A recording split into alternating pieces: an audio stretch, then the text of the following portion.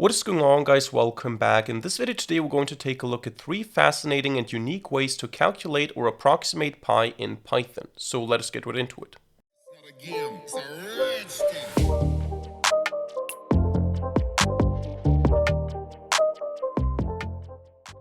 Alright, so this is going to be more of a fun video today. We're not really going to learn anything that is going to be useful. We're not going to learn how to build better applications. We're not going to understand machine learning algorithms. We're going to do a mathematical exploration. We're going to look at 3 different, unique, and in my opinion, very fascinating ways to approximate pi in Python. Now, one is going to be very basic, just a basic limit. The other 2 are going to be based on randomness and probability. So we're going to repeat random experiments or random events, and due to the law of large numbers, we're going to approximate pi in very interesting ways. So, as I said, this is not really functional. This is more for entertainment. If you're interested in mathematics and programming, this might interest you. But if you're just interested in the functional aspect, in the useful aspect, all you have to do is you have to import math, and then you can use math.py for calculation. So you can just print it, and that is what you need in terms of functionality. Nothing we'll learn today will make any of that better. You will just get interesting and creative ways to approximate pi. So this is mainly for curiosity and fun. So let's get started with the first one. The first one is just, as I said, a basic limit. It's the Leibniz series, and the basic idea of it is you have the series that starts like this. You have 1 minus 1/3 plus 1/5 minus 1/7 plus 1/9 and so on. So you always have the odd numbers in the denominator and 1 in the numerator, and then you have the alternating minus, plus, minus, plus. Basically, this can be expressed as -1 to the power of k. Actually, -1 like this to the power of k divided by 2k plus 1. So if you plug in 0, you get 1 divided by 1, which is 1. Then if you plug in 1, you get -1 divided by, and then you get 3, so you get -1/3. Then you get 5 and 7 and 9 and so on. This is what you get. And if you keep going on to infinity, the result of that is basically pi divided by 4. This is the Leibniz series. And of course, what you can do now to approximate pi is you can just multiply 4 times this whole thing, so you get rid of the 4 here, and that is equal to pi. That's the idea, and depending on how high you choose k to be, this will approximate pi better and better. So this is the first thing we're going to code here. How do we do that? Basically by just implementing what I just showed you in Python. We're going to import math, and we're going to define a function Leibniz, and this is going to take a k as a parameter, and we're going to say pi approximation is going to be 0 by default, and then we're just going to say 4k in range. Actually, let's say we pass n terms, and then let's say 4k in range n terms. What we're going to do is we're going to say pi approximation is going to be plus equal to -1 to the power of k divided by 2 times k plus 1. Basically the formula I showed you here. So we're going to sum up all of these terms, and in the end what we have to do is we have to just return 4 times this approximation. So basically if I choose k to be 4, I would go 1, 2, 3, 4. I would get this accuracy, and I would get 4. So we can actually open up a terminal here and do this by hand just to see that it works. So basically, if I have 1, I get 1. If I have 1 minus 1/3, I get something like 0.667. Actually, let's go and multiply this by 4. So if I say 4 times 1, I will get 4. If I say 4 times 1 minus 1/3, I get 2.6. If I say 4 times 1 minus 1/3 plus 1/5, I get 3.46, and so on and so forth. The more terms I add, the closer I get to pi. That's the basic idea here. So it's an alternating thing where I approach pi from both sides, and at the end, the limit is pi. So we can actually see that we can get a pretty good estimate here. If I set n terms to something like this, I don't know, what is this now? This is 100k.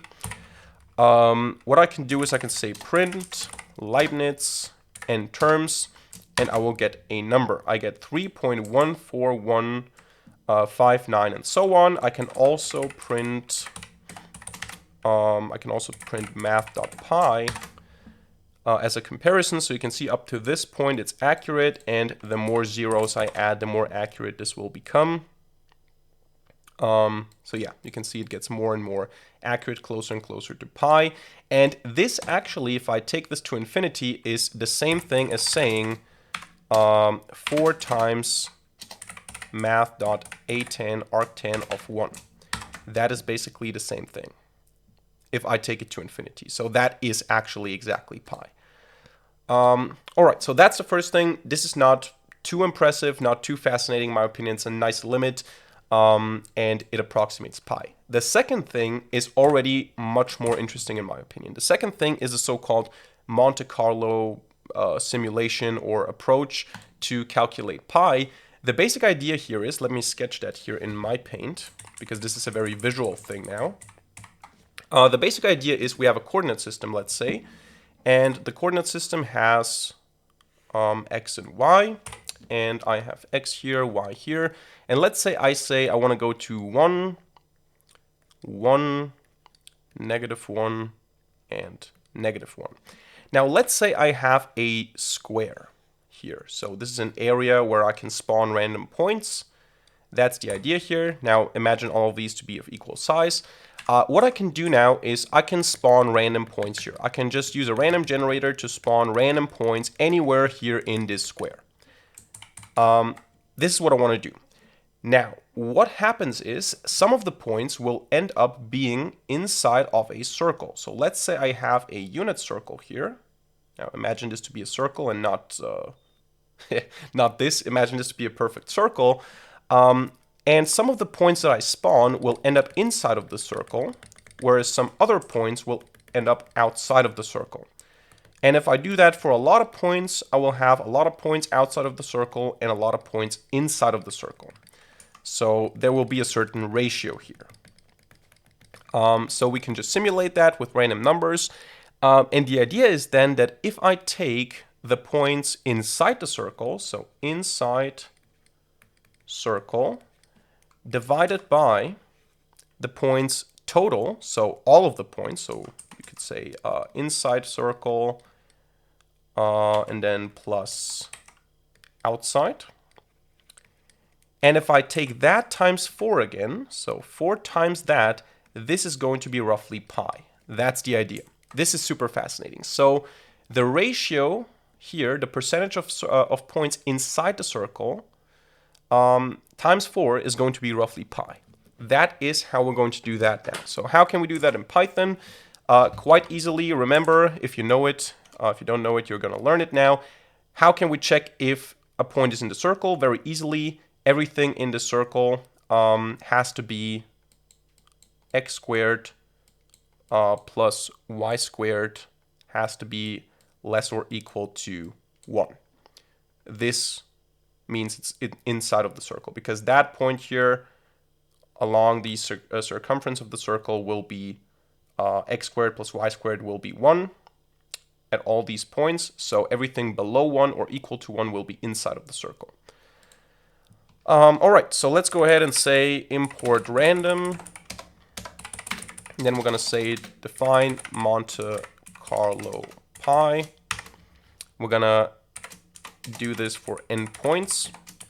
Again, the more points, the closer you're going to be to pi. Although this is not guaranteed, because this is all now based on probabilities. Before it was a limit, so every time you add a new term, you will get closer to pi. This time it's actually probability, so even though it's very unlikely, you could have the case that all of the points spawn outside of the circle, then of course you're not going to be very good at approximating pi, but due to the law of large number, we expect to get very close to pi. So we're going to say inside of the circle is going to be 0. So the points inside of the circle, the number of points inside of the circle will be 0. And then we're going to say for placeholder in range n points, we're going to generate random points. We're going to say x and y is going to be equal to np random, or actually not np, random dot uniform. So we're going to do a uniform distribution from -1 to 1. and another one here, random, uniform, -1, 1. So we're basically spawning points from -1 to 1, 1 on both axes here. And then we just check if the point is inside of the circle or not. So we say if x squared plus y squared, if that is less or equal to 1, then we're inside of the circle. So we can say inside circle plus equals 1, otherwise not. And in the end, what we do is we just return 4 times inside circle. Actually, we don't need parentheses here. Inside circle divided by n points. That's as simple as it gets. So we're going to say here now n points is going to be equal to, let's do 100k again. And now let's say print Monte Carlo pi n points, and we're also going to print the actual pi value as a comparison here. Actually, I need to import math for that. And you can see this is not as powerful as the previous one, but you get something close to pi. And if I add an additional 0, probably I will get a better estimate. There you go, 1, 4, 1, and then we fail at this one here because it should be 5, it's 8. But the more points you add here, the more accurate this will be on average. So if I change this to 5, maybe I don't want this to take too long. And again, this is just an approximation. It's not the way you should calculate pi ever in a production system. It's just a nice thing to look at, that if you just spawn random points, if you flip random coins, and some of them land inside of a circle, some of them land outside of the circle in a given square, that the ratio here times 4 will be basically pi or close to pi, if you do it a lot of times, obviously. So that is, in my opinion, very fascinating. Again, this is the logic behind it. You have some inside, you have some outside, and everything that is inside will be in this area here, which is x squared and y squared is less or equal to 1. Now, it gets even crazier than that. Using the third approach, called Buffon's Needle. I hope I pronounce this correctly. Buffon's Needle, written like this. Let me use this as a comment here. That is how we do that, or how we write that. And this one now is a bit crazier. It has a similar thought process behind it, you could say. So we again repeat random events or random throws. But this time what we do is we have a floor where we have lines which are equally spaced, or you could also say you have a sheet of paper or a table. It doesn't matter. You have something that has equally spaced lines on it, and then you throw needles with the same length as the space onto this surface, be it a floor, be it a sheet of paper, it doesn't really matter. But the idea is you have some lines somewhere which are equally spaced, like this. And then we drop needles, we throw needles onto these lines, and these needles have the same, so if that is a needle here, it has the same length as the space here. So if that's a needle, the needle length is the same as this space here, the line spacing. And what we do is we just throw needles onto these, or onto the surface with the lines in completely random ways. And what happens is that some of the needles will cross a line and some of the needles will not cross a line.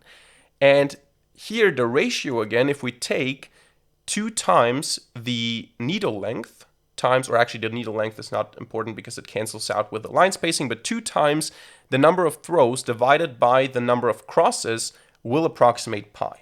This is super fascinating again. So if you have the formula here, let me write it down. Pi will be approximately the 2 times the number of throws divided by the number of crosses. So in this case, this would not be a cross, this would not be a cross, this would not be a cross. We have a cross here, here. Every time we have a needle going over a line, that's a cross. And this formula should approximately return pi. That's the basic idea. Now, let us put this into code to see that it actually works. So let's go ahead and define number of throws is going to be equal to 100k. We're going to say the line width or the line spacing is going to be equal to 1. And the needle length is going to be equal to 1. The important thing is they have to be the same. You can also set them to 5. You can set them to 500. It doesn't matter. They have to be the same. And then we're going to say crosses is equal to 0. And we're going to now just throw onto the surface a couple of needles. How do we do that? We say for placeholder in range, number of throws.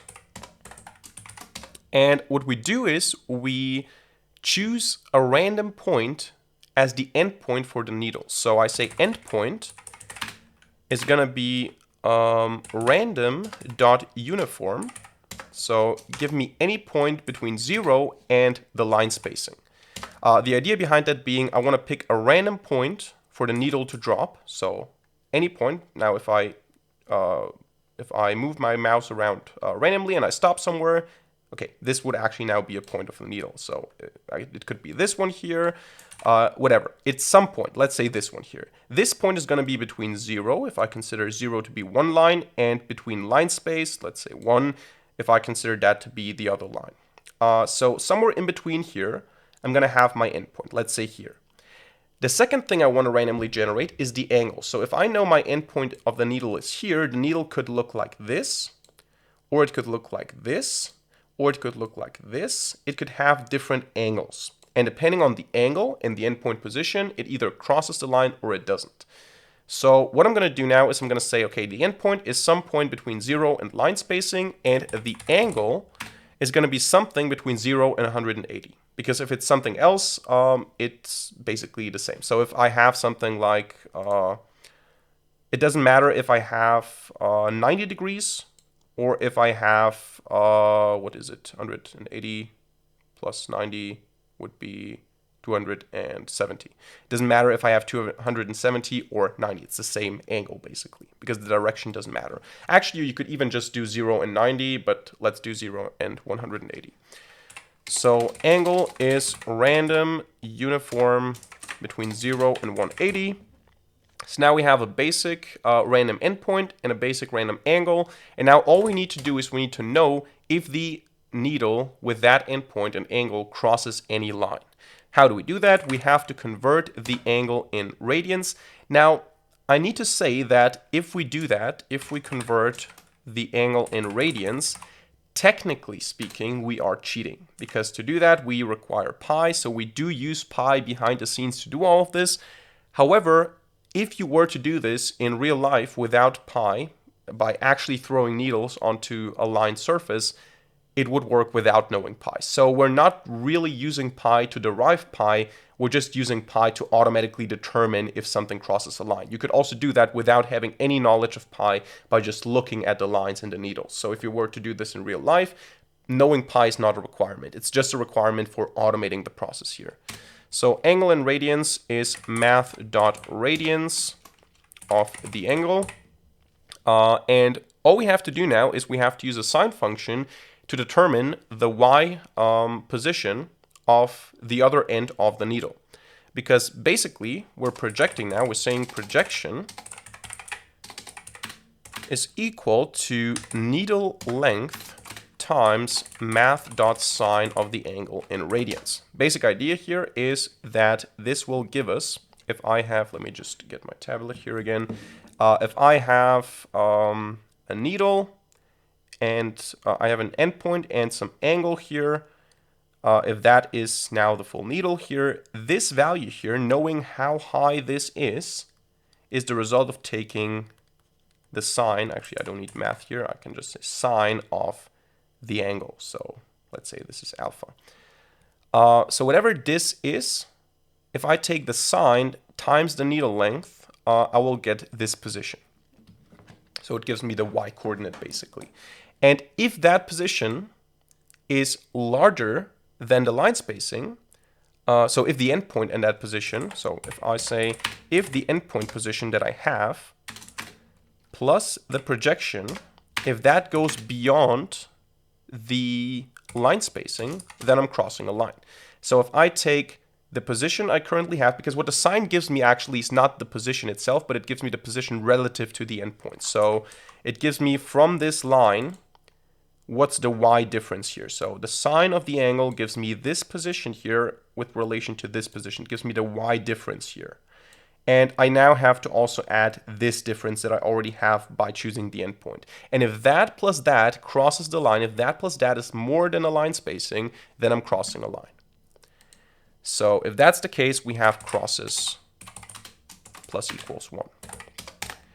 And now what we have to do is we just have to say, at the end of this process, I will have some crosses, so I don't have to check if they're 0. But basically, I can just say that the pi estimate is going to be 2 times, and then technically speaking, you would do 2 times needle length times number of throws divided by crosses times line spacing, but they're going to cancel out. So we're going to just say 2 times the number of throws divided by the crosses. And we're going to also print math.pi.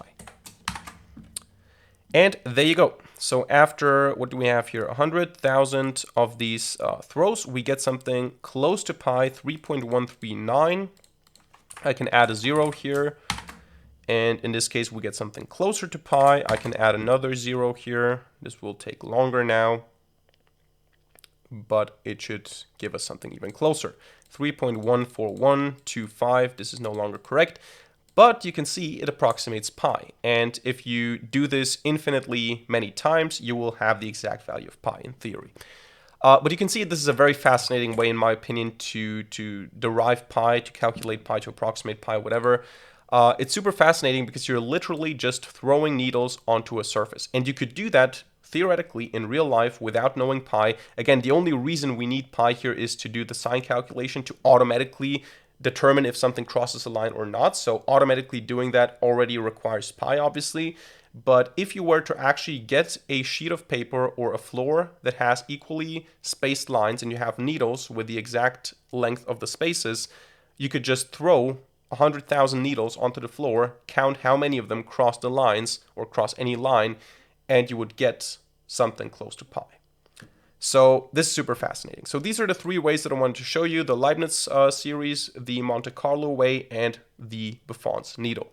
So that's it for today's video. I hope you enjoyed it and hope you learned something. If so, let me know by hitting the like button and leaving a comment in the comment section down below. And of course, don't forget to subscribe to this channel and hit the notification bell to not miss a single future video for free.